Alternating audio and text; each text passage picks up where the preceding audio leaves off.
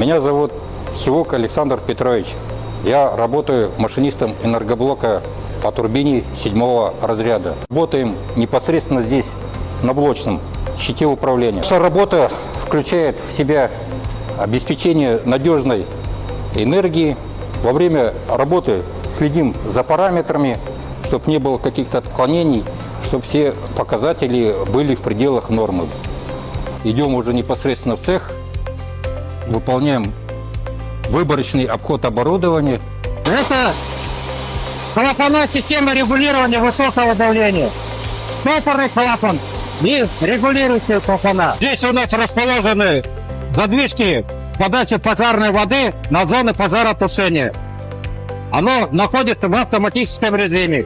Я нашел свое призвание, работаю на Экибастузской ГРЭС-1. Работа у нас интересная, хоть и сложная. Буду очень рад, если молодежь к нам придет на станцию, научим, расскажем и будут такими же специалистами, как и мы сейчас являемся.